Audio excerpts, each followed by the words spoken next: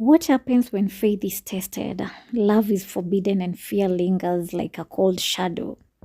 In The Shivering, a story from The Thing Around Your Neck by Chimamanda Ngozi Adichie, we encounter a quiet but deeply moving exploration of faith, fear, identity, and fragile human connection. The story centers on Ukamaka, aka Ukam, a Nigerian graduate student living in the United States. She is far from home, emotionally unsettled after a recent breakup and already carrying the subtle loneliness that often accompanies immigrants' life. The narrative opens with crisis. News break of a plane crash in Nigeria and Ukam is thrown into panic. She cannot immediately reach her family, and as the television channel replay images of wreckage and grieving relatives, her fear grows heavier. In that vulnerable moment, Chinedu, another Nigerian immigrant she barely knows, reaches out. Their connection is not romantic, at least not yet. It is rooted in shared nationality and shared displacement.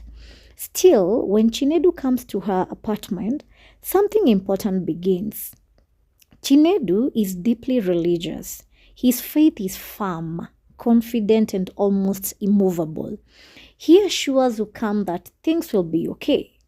But Ukam keeps on questioning religion and God and asking, why must innocent people suffer?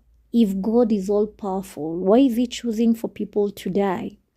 Through their quiet conversation, Adichie carefully stages a tension between unquestioning belief on Chinedu and restless doubt on Ukam. The discussion is not loud or argumentative, it unfolds gently. It pauses and reflects, revealing two different ways of surviving uncertainty. The story is set in post 9/11 in America, and fear lingers in the background like a cold draft. Immigrants live under subtle suspicion. Chinedu shares an unsettling experience with his landlord, who views him with distrust and implies wrongdoing without cause.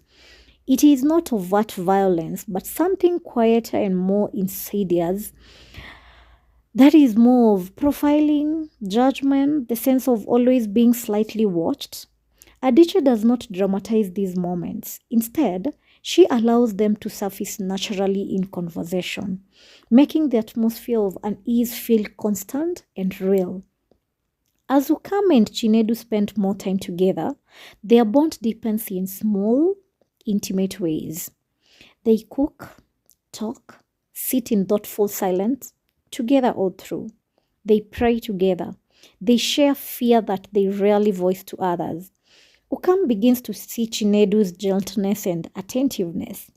Chinedu admires her intelligence and emotional honesty. Yet, their connection remains fragile. Ukam is still emotionally tethered and attached to her ex-boyfriend. The immigrant status make the future feel uncertain. Nothing is declared boldly. Instead, affection trembles beneath the surface. That trembling gives the story its title, The Shivering. Is not physical, it's emotional and spiritual. It is the shiver of fear when phone will not connect to home. It is the shiver of desire when two people sit too close. It is the shiver of vulnerability when belief is questioned. It is the shiver of uncertainty when love begins to form but has no solid ground to stand on. Near the end of the story, Chinedu reveals something deeply personal. He believes he may be gay. Suddenly, his intense religiosity takes a new meaning. His prayers, his certainty, his spiritual devotion, these may also be shields against an identity he has been told to fear. As a Nigerian man raised within conservative religious and cultural expectations, acknowledging such feelings carries danger. His faith, once presented as strength, now also appears as refuge and perhaps repression. The story widens beyond romance into a meditation on self-acceptance and internal conflict. Adichie does not offer dramatic confrontation or neat resolutions. Instead, she focuses on ordinary details. That is, a small apartment, food cooking on the stove, news playing in the background, two people having a conversation from nowhere. Through these understated scenes, she examines immigration, displacement, religious tension, sexuality, identity, and loneliness. The power of the story lies not into the action but into the restraint, into the delicate balance between closeness and caution. By the end, there is no clear romantic conclusion. What remains is understanding.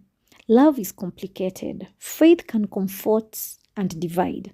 Belonging is fragile, and sometimes the greatest courage is not loud or heroic, but quiet and trembling. That is, the courage to reach out, to question, to confess, and to sit beside another human being in shared uncertainty. In the Shivering, Adichie reminds us that connection itself can be an act of bravery. Even in a world shadowed by suspicion and fear, two people can still choose vulnerability. And sometimes that choice, however fragile, is enough. Thank you and bye bye for now.